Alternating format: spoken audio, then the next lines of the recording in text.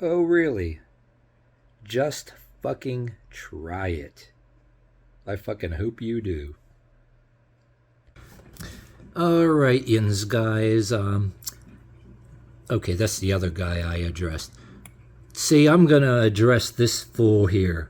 And the reason why I do this is I'm gonna show you how not to make an argument, okay? Yeah. And as you see here, let me show you first.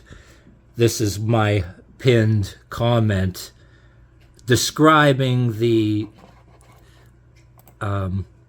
reasoning behind this little video I made here, but try not to laugh. So I'm going. The only reason I even hold on, I almost accidentally played it. Okay, this poor fool here that probably still lives in a room and okay, I can't even talk without laughing. You can tell this pathetic son of a bitch actually lives in a room in his parents' house, probably 20s, going on 30. This is how not to make an argument, and how a person likes to avoid any effort whatsoever in debunking anything I'm saying. Say they don't like anything I'm saying, they want to censor me, okay? They can't censor me. They don't got no authority like over the internet, all right? Or they can't come and physically make me do anything like as far as censoring you. So if they can't censor you, they want to try to belittle you, scare you, intimidate you, or whatever, but they hide behind an account with no content.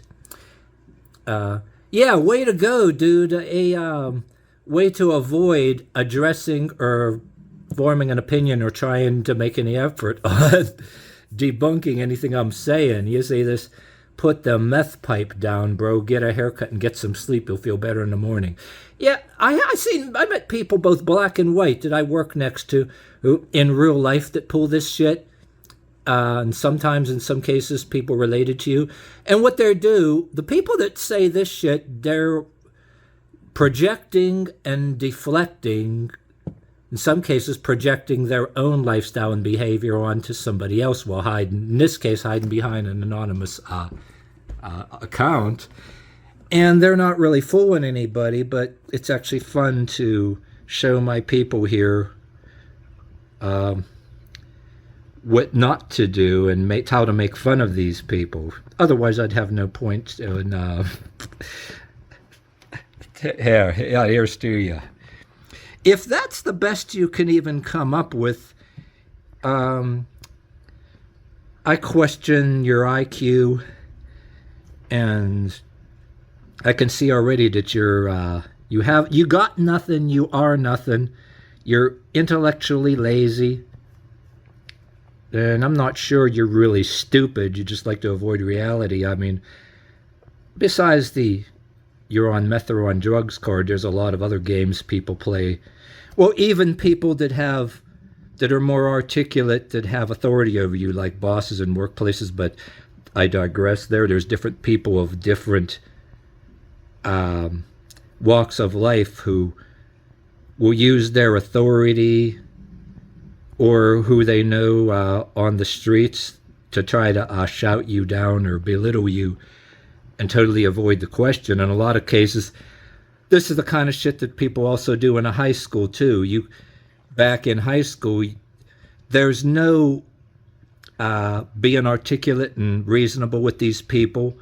If they're surrounded by their friends, they'll typically cut you right off in the middle of speaking and get all their friends to yell and laugh and shout you down. Well, fuck, even if this is going a little bit off the subject, but yet it's part of the subject. Grown-ass people do this in politics, but if you're on the streets with different races of people, both black and white, some are smarter and more reasonable than others, but people that do shit like this, they're already dead in the water. They're already a dead man walking. They're already a nobody, because if they were somebody at all, they would articulate an argument for something instead of, hey, put the meth down, put the meth pipe down, bro. Get a haircut and get some sleep. And meanwhile, they're probably, you know, they're people like this. They're projecting. They're in a room in their parents' house, work a 2 or 3 day a week job at Subway or something, and their only friends outside of the internet are teenagers, which they illegally furnish beer and cigarettes to because they have no real friends. You know, you got them types. Obviously, a person of this character, I'm going on too much about it, that when I make my valid statement that that there are two people in this world, one kind that worships police state, that thinks their shit over you, will call the cops on you for stupid shit, which, yeah, there are some cops that are assholes, and they're not all bad.